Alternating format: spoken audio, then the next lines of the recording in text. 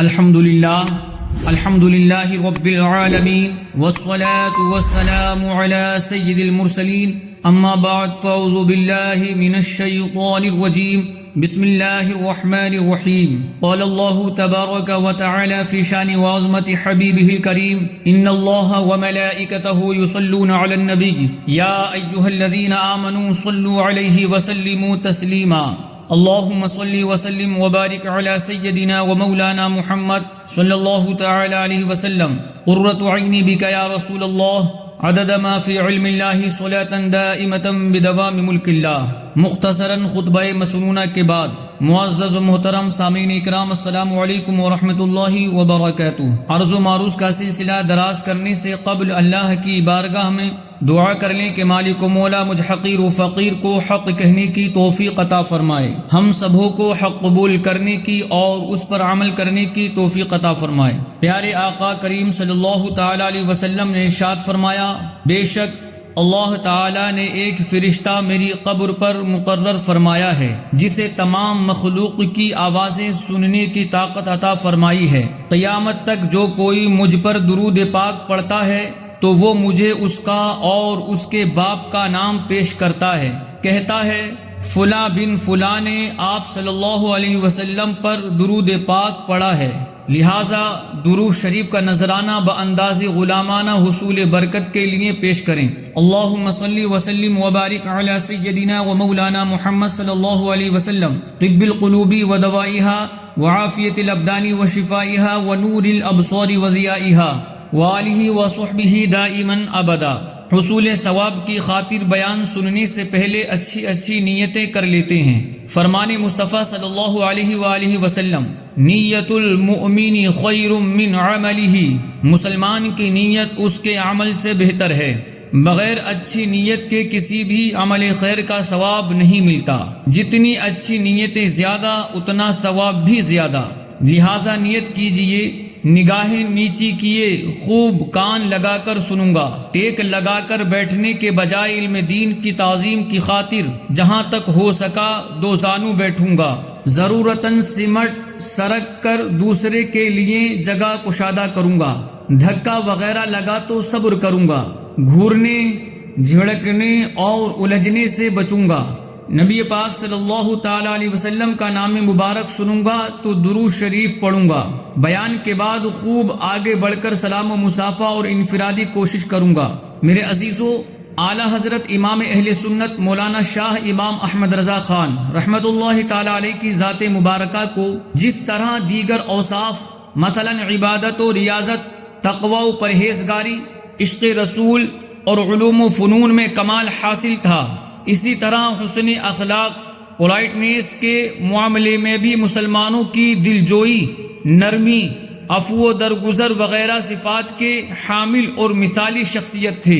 آپ کی سیرت مبارکہ کے بیان کرنے کے لیے یہ مختصر وقت ناکافی ہے. لہٰذا آج ہم اعلیٰ حضرت امام اہل سنت کی سیرت کے ایک پہلو یعنی آپ کے حسن اخلاق سے متعلق ایمان افروز واقعات سننے کی سعادت حاصل کریں گے. آئیے سب سے پہلے ایک واقعہ سنتے ہیں. چنانچہ بریلی شریف میں ایک صاحب تھے جو بزرگان دین رحمہم اللہ المبین کو اہمیت نہ دیتے تھے. ان کے خاندان کے کچھ افراد اعلیٰ حضرت امام اہل سنت رحمت اللہ تعالی علیہ سے بیعت تھے. وہ لوگ ایک دن کسی طرح سے بہلا فسلا کر ان کو اعلیٰ حضرت رحمت اللہ تعالی علیہ کی زیارت کے لیے لے چلے. راستے میں ایک حلوائی کی دکان پر گرم گرم امرتیاں یعنی ماش کے آٹے کی مٹھائی جو جلیبی کی مشابہ ہوتی ہے، یہ امرتیاں تلی جا رہی تھی. دیکھ کر ان صاحب کے منہ میں پانی آ گیا. کہنے لگے یہ کھلاؤ تو چلوں گا. ان حضرات نے کہا کہ واپسی میں کھلائیں گے، پہلے چلو. بہرحال سب لوگ اعلیٰ حضرت امام اہل سنت کی بارگاہ میں حاضر ہو گئے. اتنے میں ایک صاحب گرم گرم امرتیوں کی ٹوکری لے کر حاضر ہوئے. فاتحہ کے بعد سب کو تقسیم ہوئی. دربار اعلیٰ حضرت کا قاعدہ تھا کہ سادات کرام اور داڑھی والوں کو دگنا حصہ ملتا تھا. چونکہ ان صاحب کی داڑھی نہیں تھی لہٰذا ان کو ایک ہی امرتی ملی. اعلیٰ حضرت امام اہل سنت نے فرمایا ان کو دو دیجئے. تقسیم کرنے والے نے عرض کی حضور ان کی داڑھی نہیں ہے۔ امام اہل سنت مسکرائے اور پھر فرمایا ان کا دل چاہ رہا ہے، ایک اور دیجئے۔ یہ کرامت دیکھ کر وہ اعلی حضرت کے مرید ہو گئے اور بزرگان دین رحمہم اللہ المبین کی تعظیم کرنے لگے۔ سبحان اللہ۔ میرے عزیزو، اس حکایت سے معلوم ہوا کہ اللہ تعالیٰ کے نیک بندے اس کی عطا کردہ طاقت سے لوگوں کے دل کی بات جان لیتے ہیں، جیسا کہ نبی کریم صلی اللہ علیہ وسلم کا فرمان عالی شان ہے، اتقوا فراست المؤمن فإنه ينظر بنور اللہ، یعنی مومن کی فراست و دانائی سے ڈرو، وہ اللہ تعالیٰ کے نور سے دیکھتا ہے۔ جبھی تو اعلیٰ حضرت رحمت اللہ تعالیٰ علیہ نے اپنی مومنہ فراست سے اس شخص کی دلی کیفیت کو جان کر کمال شفقت اور حسنی اخلاق کا مظاہرہ کرتے ہوئے اسے 2 امرتیاں دلوائیں، ورنہ اصولی طور پر صرف داڑھی والوں اور سید زادوں کو ہی دگنا اور ڈبل حصہ دیا جاتا تھا۔ آپ کے حسن اخلاق کی برکت سے وہ شخص نہ صرف اولیاء اکرام رحمت اللہ تعالی علیہم کا عقیدت مند بن گیا بلکہ آپ کے مریدوں میں شامل ہو گیا۔ ہمیں بھی چاہیے کہ ہم بھی اپنی ذات میں حسن اخلاق کی پیاری صفت کو پیدا کرنے کی کوشش کریں کہ جس شخص میں بھی یہ خوبی پائی جاتی ہے اس کو دنیا اور آخرت کے بے شمار فوائد بینیفٹس حاصل ہوتے ہیں۔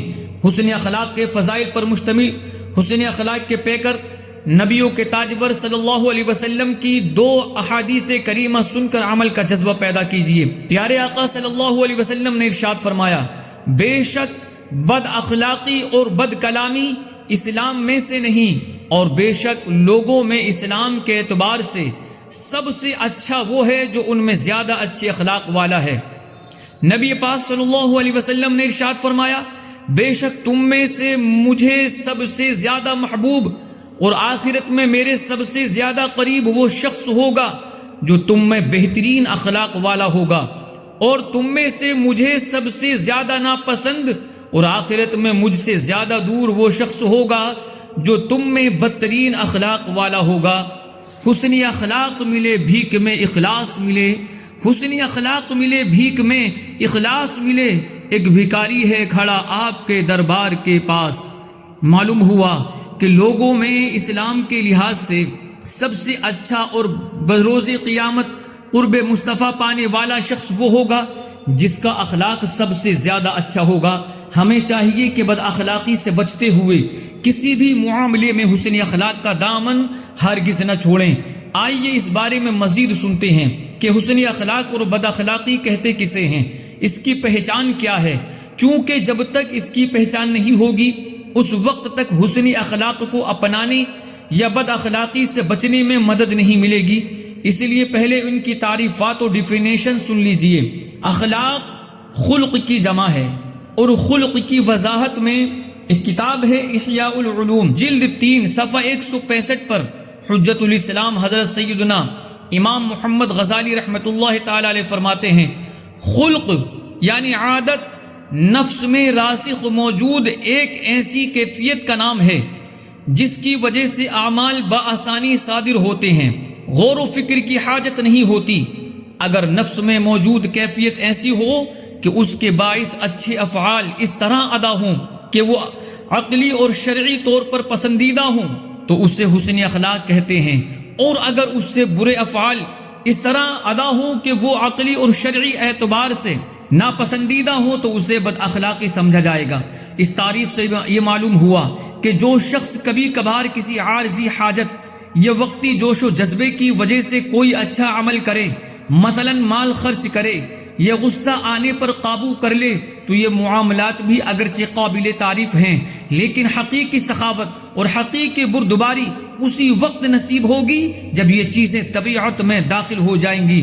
میرے عزیزوں، یاد رکھیے، حسن اخلاق یہ نہیں کہ ہم صرف مالداروں یا بلند مراتب پر فائز لوگوں کے ساتھ میل جول رکھیں اور صرف انہی سے خوش اخلاقی اور ملنساری سے پیش آئیں۔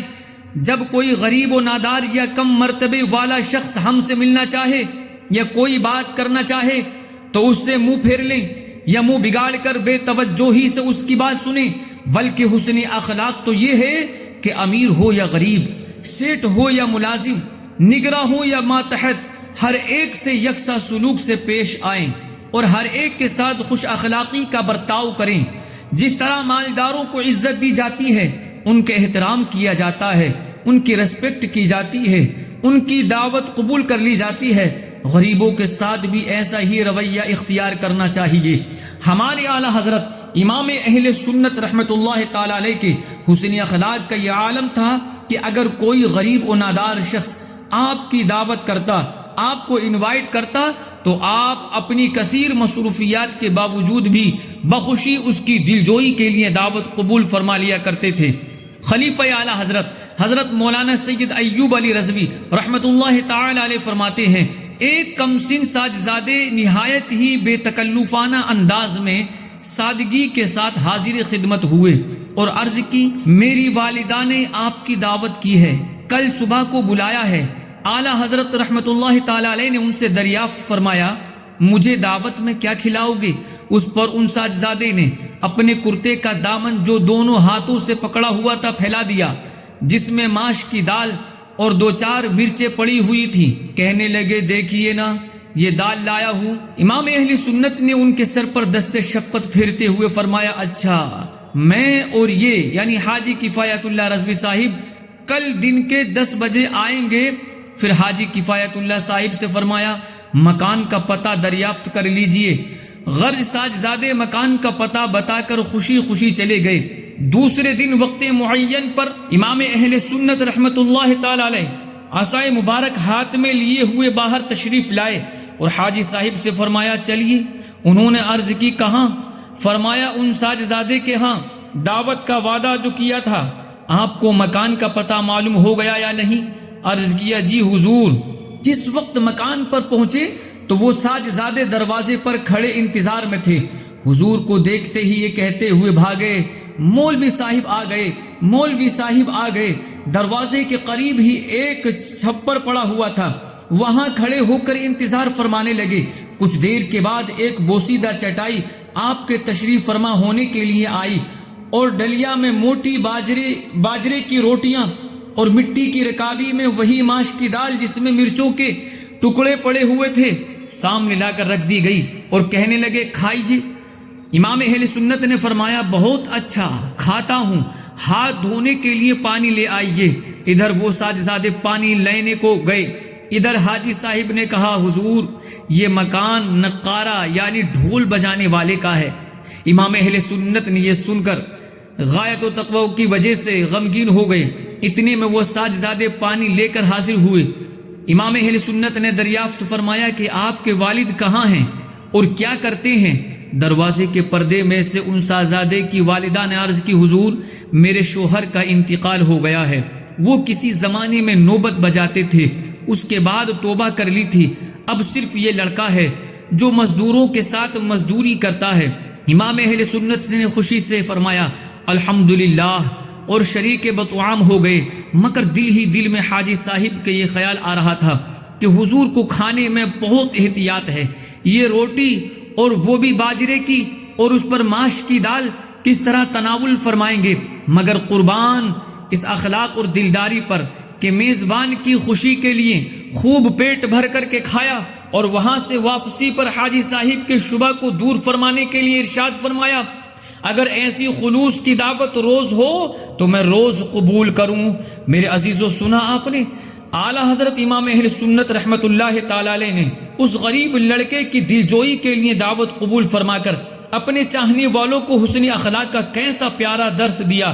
لہٰذا ہمیں بھی چاہیے کہ امیروں کے اچھے اور عمدہ کھانوں سے لطف اندوز ہونے کے لیے صرف انہی کی دعوت قبول نہ کریں، بلکہ خوشی خوشی غریبوں کی دعوت قبول کر کے ان کی دال روٹی کھا کر بھی ان کی دلجوئی کا سامان کریں، کیونکہ دعوت قبول کرنا تو ہمارے پیارے آقا کریم صلی اللہ علیہ وآلہ وسلم کی پیاری سنت ہے۔ چنانچہ آپ صلی اللہ علیہ وسلم کا فرمان عالی شان ہے، اگر مجھے بکری کے پائے کی بھی دعوت دی جائے تو میں قبول کروں گا، اور اگر مجھے بکری کا بازو بھی تحفے میں دیا جائے تو میں قبول کروں گا۔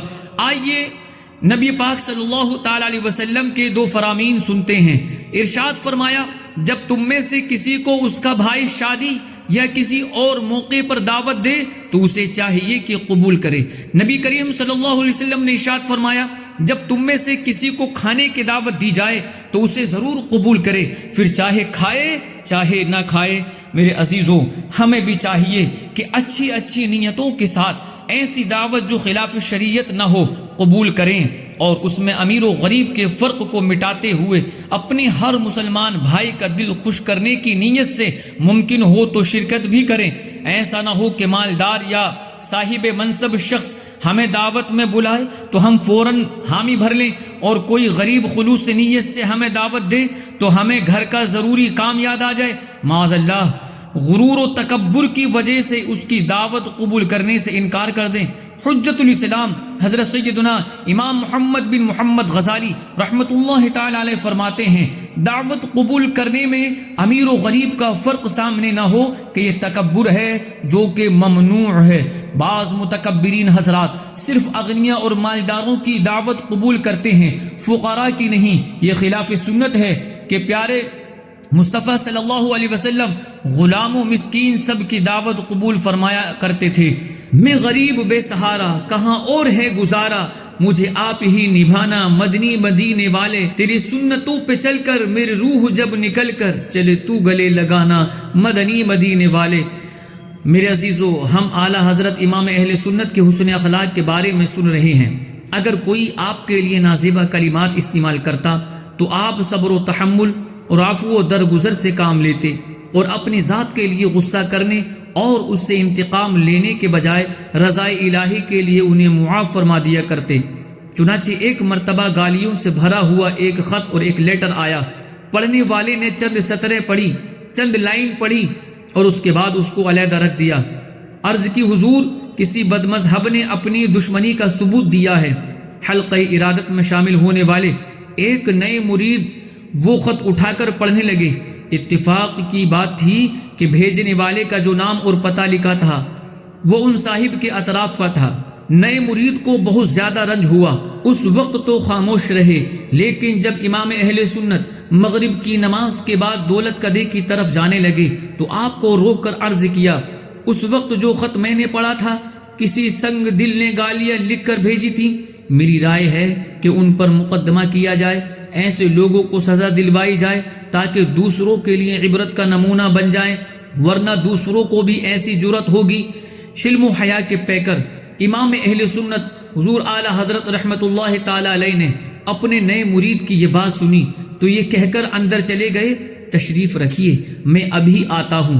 پھر 10-15 خطوط و لیٹرز دست مبارکہ میں لیے باہر تشریف لائے اور فرمایا، ذرا انہیں پڑھیے۔ یہ دیکھ کر پاس بیٹھے ہوئے لوگ بڑے حیران ہوئے کہ یہ نہ جانے کس قسم کے خطوط ہیں، کس قسم کے لیٹرز ہیں۔ خیال ہوا کہ شاید اسی قسم کے گالی نامے ہوں گے جن کے پڑھوانے سے یہ مقصود ہوگا کہ اس قسم کے خط آج کوئی نئی بات نہیں بلکہ زمانے سے آ رہے ہیں۔ لیکن وہ صاحب خط پڑھتے جا رہے تھے اور ان کا چہرہ خوشی سے دمکتا اور چمکتا جا رہا تھا۔ جب سب خط پڑھ چکے تو امام اہل سنت نے فرمایا، پہلے ان تعریف کرنے والوں بلکہ تعریف کا پل باندھنے والوں کو انعام و اکرام و جاگیر و اعتیاد سے مالا مال کر دیجئے، پھر گالی دینے والوں کو سزا دلوانے کی فکر کیجئے۔ با ادب جذباتی مرید نے عرض کی، حضور جی تو یہی چاہتا ہے کہ ان سب کو اتنا انعام و اکرام دیا جائے جو نہ صرف ان کو بلکہ ان کی نسلوں کو بھی کافی ہو، مگر یہ میری وسعت سے باہر ہے۔ امام اہل سنت اعلیٰ حضرت رحمت اللہ تعالی علیہ نے ارشاد فرمایا، جب آپ مخلص کو نفع نہیں پہنچا سکتے تو مخالف کو نقصان بھی نہ پہنچائیں۔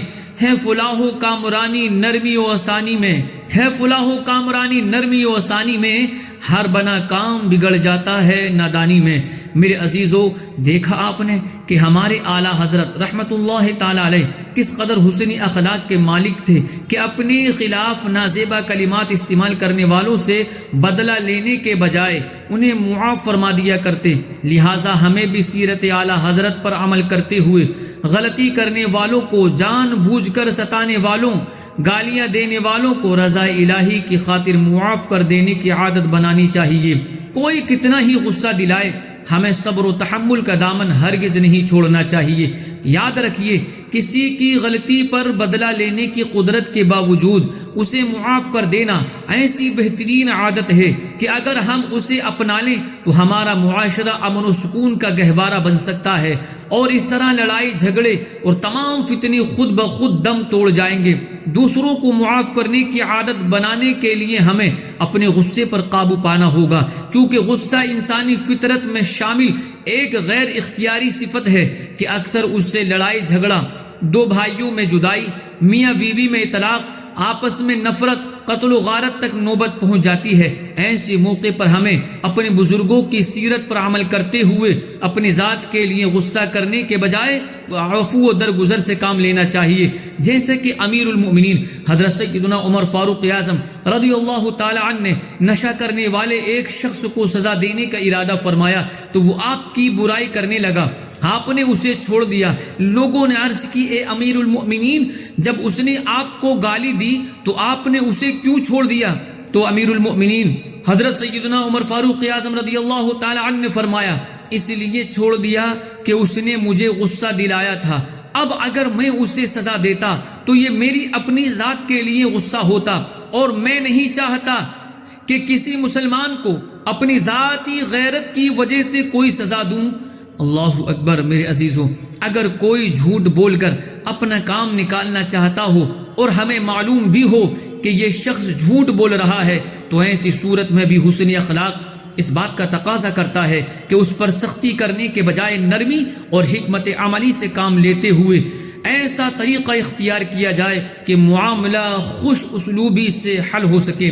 ہمارے اعلیٰ حضرت امام اہل سنت رحمۃ اللہ تعالی علیہ کے حسن اخلاق کا یہ عالم تھا کہ ایک بار کسی نے آپ کے سامنے غلط بیانی سے کام لیا تو آپ کو نور فراست سے اس کے جھوٹ کا علم ہو گیا، پھر بھی آپ نے اس کے ساتھ سختی کا برتاؤ کرنے اور سب کے سامنے اسے ذلیل و رسوا کرنے کے بجائے پیار و محبت اور حکمت عملی سے معاملے کو حل فرمایا۔ ایک شخص نے امام اہل سنت کی خدمت اقدس میں حاضر ہو کر عرض کی، میری بیوی کا انتقال ہو گیا ہے، گھر میں میت پڑی ہوئی ہے، تجہیز و تکفین کے لیے میرے پاس ایک پیسہ نہیں، حضور میری مدد فرمائیں۔ سیدی اعلیٰ حضرت رحمت اللہ تعالی علیہ نے اپنے نور باطن سے ان کے فریب کو جان لیا، مگر پھر بھی اسے ذلیل کر کے نہیں نکالا، بلکہ کچھ رقم حاجی ذکا اللہ خان صاحب قادری رحمت اللہ تعالی علیہ کو دے کر فرمایا کہ آپ ان کے ساتھ چلے جائیے اور کفن وغیرہ کا سامان کر دیجئے۔ آپ حسب ارشاد ان کے ساتھ جاتے ہیں اور تھوڑی دیر میں واپس آ کر جو رقم ہمراہ لے گئے تھے واپس اعلیٰ حضرت رحمت اللہ تعالی علیہ کے حوالے کر دیتے ہیں اور عرض کرتے ہیں کہ ان صاحب نے کچھ دور جا کر مجھ سے کہا کہ بھائی میت وغیرہ کچھ نہیں ہے، بات یہ ہے کہ میرے پاس جو پیسے تھے وہ جوئے میں ہار آیا ہوں، لہٰذا جو کچھ رقم آپ لائے ہیں آدھی آپ لے لیجئے اور آدھی مجھے دے دیجئے۔ میرے عزیزو ذرا غور کیجئے کہ اعلیٰ حضرت رحمت اللہ تعالی علیہ کے اصلاح کرنے کا انداز کس قدر حسن اخلاق سے بھرپور تھا کہ آپ نے نور باطن سے جان لیا کہ یہ شخص جھوٹ بول رہا ہے، اس کے گھر میں کسی کا انتقال نہیں ہوا، پھر بھی اس شخص کو ذلیل و رسوا کرنے کے بجائے ایسی حکمت عملی اختیار فرمائی کہ وہ شخص اپنے ناپاک ارادے میں ناکام ہوا۔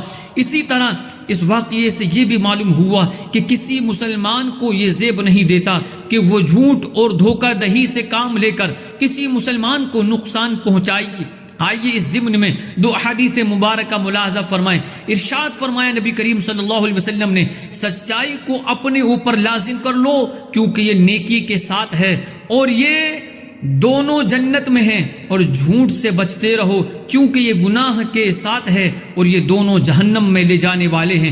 نبی کریم صلی اللہ علیہ وسلم نے ارشاد فرمایا، جو ہمارے ساتھ دھوکہ بازی کرے وہ ہم میں سے نہیں ہے اور مکر و دھوکہ بازی جہنم میں ہے۔ میرے عزیزو، یقیناً وہ لوگ بہت خوش نصیب ہیں کہ جنہیں اللہ تعالیٰ نے اس بات کی توفیق عطا فرمائی کہ وہ علم دین حاصل کریں۔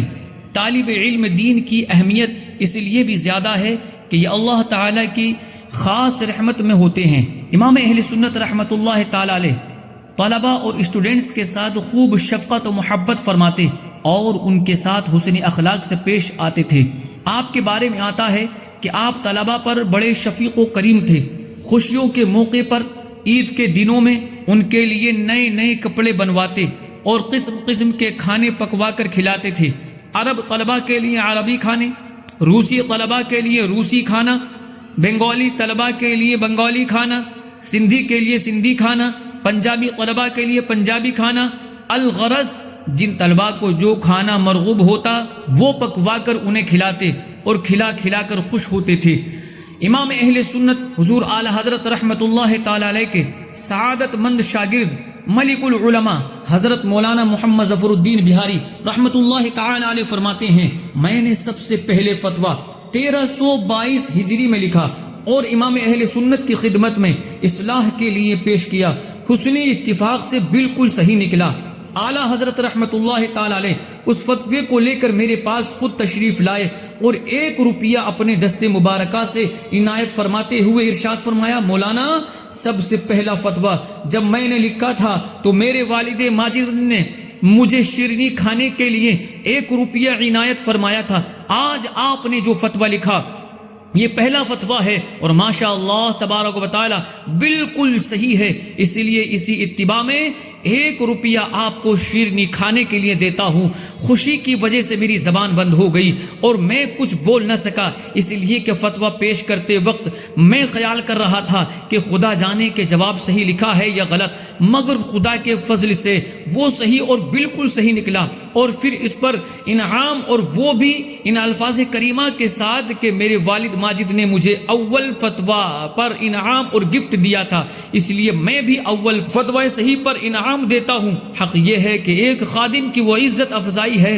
جس کی حد نہیں، اور پھر اس عزت و افزائی کو ہمیشہ برقرار رکھا۔ میرے عزیزو، دیکھا آپ نے کہ ہمارے اعلیٰ حضرت امام اہل سنت رحمت اللہ تعالی علیہ طلباء کے ساتھ کس قدر شفقت اور حسن اخلاق کا مظاہرہ فرمایا کرتے تھے، لہٰذا ہمیں بھی چاہیے کہ ہم بھی علم دین حاصل کرنے والے طلباء کے ساتھ شفقت سے پیش آئیں اور ان کی خوب خدمت کریں، ان کی ضروریات کو پورا کریں، ان کی برکتیں لوٹنے کی سعادت حاصل کریں۔ آئیے اس حوالے سے بزرگان دین رحمہم اللہ المبین کا عمل ملاحظہ فرمائیے۔ منقول ہے کہ ایک بزرگ رحمت اللہ تعالی علیہ نے دیگر طلباء سے فراغت کے بعد اپنے دونوں بیٹوں کو پڑھانے کے لیے دوپہر کا وقت مقرر کیا ہوا تھا۔ ایک دن ان دونوں نے شکوہ کیا کہ دوپہر کے وقت طبیعت جلد ہی اکتا جاتی ہے اور تھکاوٹ ہو جاتی ہے، لہٰذا آپ پہلے ہمیں پڑھا دیا کریں۔ یہ سن کر آپ رحمت اللہ تعالی علیہ نے ارشاد فرمایا، یہ طلبہ جو کہ مسافر بھی ہیں، دنیا کے مختلف حصوں سے میرے پاس علم حاصل کرنے کے لیے آئے ہیں، لہٰذا پہلے ان کو پڑھانا ضروری ہے۔ اس طرح دیگر طلباء پر شفقت کے باعث ان کے دونوں لڑکوں نے وہ مقام حاصل کیا کہ یہ دونوں اپنے زمانے کے بیشتر فقہا پر فوقیت لے گئے۔ اسی طرح حضور داتا گنج بخش سید علی حجویری رحمت اللہ تعالی علیہ اپنے استاد حضرت سیدنا ابو عباس احمد بن محمد اشقانی رحمت اللہ تعالی علیہ کا تذکرہ کرتے ہوئے فرماتے ہیں، مجھے ان سے بے حد محبت ہے اور وہ مجھ پر خصوصی شفقت فرماتے تھے۔ اللہ تعالی ہمیں بھی طلباء کے ساتھ محبت و شفقت کے ساتھ پیش آنے کی توفیق عطا فرمائے۔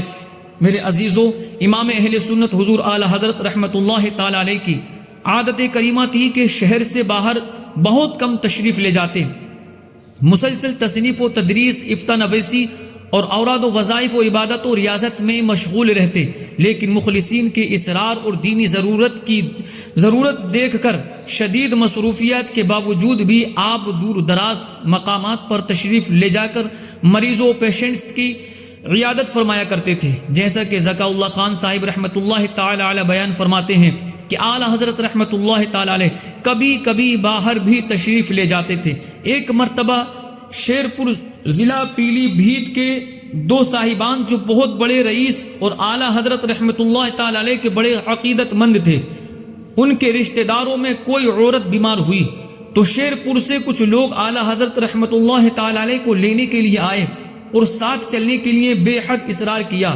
اعلیٰ حضرت رحمت اللہ تعالی علیہ نے ان کے ساتھ چلنے کا وعدہ فرمایا۔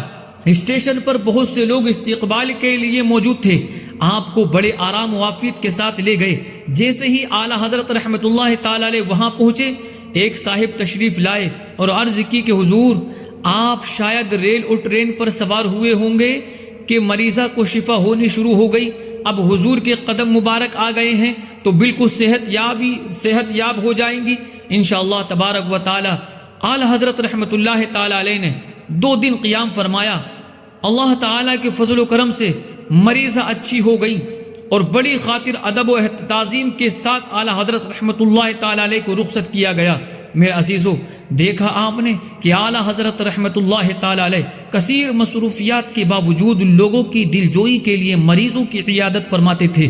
یقیناً بیماروں کی عیادت کرنا کار ثواب اور بہت بڑی سعادت کی بات ہے، لیکن بعض اوقات عیادت کرنے والے لوگ مریض کے لیے راحت کے بجائے زحمت کا باعث بن جاتے ہیں۔ بلا ضرورت مرض کی تفصیل پوچھنا، طبی معاملات سے لا علم ہوتے ہوئے بھی اسے طرح طرح کے مشورے دینا اور دیگر فضول سوالات کرنا مریض کے لیے کوفت کا سبب بن جاتا ہے۔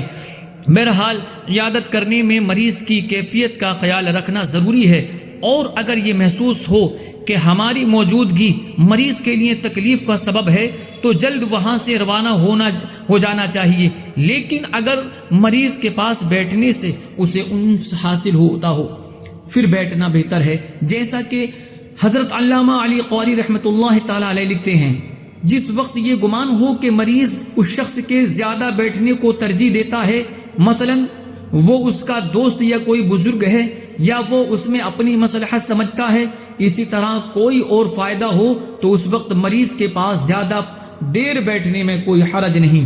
لہٰذا ہمیں بھی چاہیے کہ ہم بھی مریضوں کی عیادت کرنے کی عادت ڈالیں اور خوب ثواب کمائیں۔ نبی پاک صلی اللہ تعالی علیہ وسلم کے 2 فرامین اس کے متعلق سماعت کیجیے۔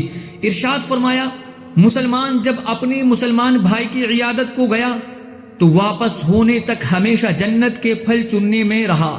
ارشاد فرمایا، بہترین عیادت جلد اٹھ جانا ہے۔ اور مزید ارشاد فرمایا، جو کسی مریض کی عیادت کرتا ہے یا اللہ تعالیٰ کے لیے اپنے کسی مسلمان بھائی سے ملنے جاتا ہے تو ایک منادی اسے مخاطب کر کے کہتا ہے کہ خوش ہو جا، کیونکہ تیرا یہ چلنا مبارک ہے اور تو نے جنت میں اپنا ٹھکانہ بنا لیا ہے۔ اللہ تعالی ہمیں بھی بیان کردہ احادیث مبارکہ پر عمل کرنے اور مسلمانوں کی دلجوئی کی نیت سے حکمت عملی کے ساتھ مریضوں کی عیادت کرنے کی توفیق عطا فرمائے، آمین بجاہ خاتم النبیین صلی اللہ تعالی علیہ وآلہ وسلم۔ ہم نے اعلیٰ حضرت رحمۃ اللہ تعالی علیہ کے حسن اخلاق سے متعلق گفتگو سماعت کی۔ اعلیٰ حضرت رحمۃ اللہ تعالی علیہ خلاف شرع کاموں کو دیکھ کر نہایت احسن انداز میں اصلاح فرما دیا کرتے تھے۔ اعلیٰ حضرت رحمۃ اللہ تعالی علیہ غصے سے بچتے تھے اور ہر کسی کے ساتھ نہایت نرمی اور شفقت اور حسن اخلاق سے پیش آیا کرتے تھے۔ اعلیٰ حضرت رحمۃ اللہ تعالی علیہ مریضوں کی عیادت فرمایا کرتے تھے۔ اعلیٰ حضرت رحمۃ اللہ تعالی علیہ غریبوں کی بھی دعوت قبول فرما لیا کرتے تھے۔ اعلیٰ حضرت رحمۃ اللہ تعالی علیہ کو جو گالیاں دیتا، آپ کو برا بھلا کہتا، اس کے خلاف بھی آپ جوابی کارروائی نہیں فرماتے بلکہ حسن اخلاق کا مظاہرہ فرماتے۔ اللہ تبارک و تعالی اعلیٰ حضرت امام اہل سنت رحمۃ اللہ تعالی علیہ کے صدقے ہمیں بھی ہر مسلمان کے ساتھ حسن اخلاق سے پیش آنے کی توفیق عطا فرمائے، آمین بجاہ خاتم النبیین صلی اللہ تعالی علیہ وسلم۔ میرے عزیزو، بیان کو اختتام کی طرف لاتے ہوئے سنت کی فضیلت اور چند سنتیں اور آداب بیان کرنے کی سعادت حاصل کرتا ہوں۔ مصطفیٰ جان رحمت شمع بزم ہدایہ صلی اللہ علیہ وسلم کا فرمان جنت نشان ہے کہ جس نے میری سنت سے محبت کی اس نے مجھ سے محبت کی، اور جس نے مجھ سے محبت کی وہ جنت میں میرے ساتھ ہوگا۔ سنتیں عام کریں، دین کا ہم کام کریں، نیک ہو جائیں مسلمان مدینے والے۔ سونے سے پہلے بستر کو اچھی طرح جھاڑ لیجئے تاکہ کوئی موذی کیڑا وغیرہ ہو تو نکل جائے۔ سونے سے پہلے یہ دعا پڑھ لیجئے، اللہم بسمک اموت و احیا، یعنی اے اللہ تبارک و تعالی میں تیرے نام کے ساتھ ہی مرتا ہوں اور جیتا ہوں، یعنی سوتا اور جاگتا ہوں۔ عصر کے بعد نہ سوئیں، عقل زائل ہونے کا خوف ہے۔ نبی پاک صلی اللہ تعالی علیہ وسلم نے ارشاد فرمائے، جو شخص عصر کے بعد سوئے اور اس کی عقل جاتی رہے تو وہ اپنے ہی کو ملامت کرے۔ دوپہر کو قیلولہ یعنی کچھ دیر لیٹنا مستحب ہے۔ دن کے ابتدائی حصے میں سونا یا مغرب و عشاء کے درمیان میں سونا مکروہ ہے۔ سونے میں مستحب یہ ہے کہ باطہارت سوئے اور کچھ دیر سیدھی کروٹ پر سیدھے ہاتھ کو رخسار یعنی گال کے نیچے رکھ کر قبلہ رو سوئے، پھر اس کے بعد بائیں کروٹ پر۔ سوتے وقت قبر میں سونے کو یاد کرے کہ وہاں تنہا سونا ہوگا۔ سوائے اپنے اعمال کے کوئی ساتھ نہ ہوگا۔ سوتے وقت یاد خدا میں مشغول ہو، تحلیل، تسبیح، تمہید پڑھے، یعنی لا الہ الا اللہ، سبحان اللہ، الحمدللہ کا ورد کرتا رہے یہاں تک کہ سو جائے، کہ جس حالت پر انسان سوتا ہے اسی پر اٹھتا ہے، اور جس حالت پر مرتا ہے قیامت کے دن اسی پر اٹھے گا۔ جاگنے کے بعد یہ دعا پڑھے، الحمدللہ الذی احیانا بعدما اماتنا والیہ النشور، یعنی تمام تعریفیں اللہ تعالیٰ کے لیے ہیں جس نے ہمیں مارنے کے بعد زندہ کیا اور اسی کی طرف لوٹ کر جانا ہے۔ اسی وقت اس کا پکا ارادہ کر لے کہ پرہیزگاری اور تقوی اختیار کروں گا، کسی کو ستاؤں گا نہیں۔ جب لڑکے اور لڑکی کی عمر 10 سال 10 ایئرس کی ہو جائے تو ان کو الگ الگ سلانا چاہیے، بلکہ اس عمر کا لڑکا اتنے بڑے اپنی عمر کے لڑکوں یا اپنے سے بڑے مردوں کے ساتھ بھی نہ سوئے۔ میاں بیوی جب ایک چارپائی پر سوئیں تو 10 برس کے بچے کو اپنے ساتھ نہ سلائیں۔ لڑکا جب حد شہوت کو پہنچ جائے تو وہ مرد کے حکم میں ہے۔ نیند سے بیدار ہو کر مسواک کیجیے، رات میں نیند سے بیدار ہو کر تہجد ادا کیجیے تو بڑی سعادت ہے، جیسا کہ سید المبلغین رحمت للعالمین صلی اللہ تعالی علیہ وسلم نے ارشاد فرمایا، فرضوں کے بعد افضل نماز رات کی نماز ہے۔ اللہ تبارک و تعالیٰ کی بارگاہ میں دعا ہے مالک مولا ہم تمام کو عمل کی توفیق عطا فرمائے، کہنے سننے میں جو اغلاط ہو چکی ہوں تمام کو رب کریم اپنے حبیب صلی اللہ علیہ وسلم کے صدق و توسل سے معاف فرمائے۔ وآخر دعوانا ان الحمد للہ رب العالمین۔ السلام علیکم ورحمۃ اللہ تعالی وبرکاتہ۔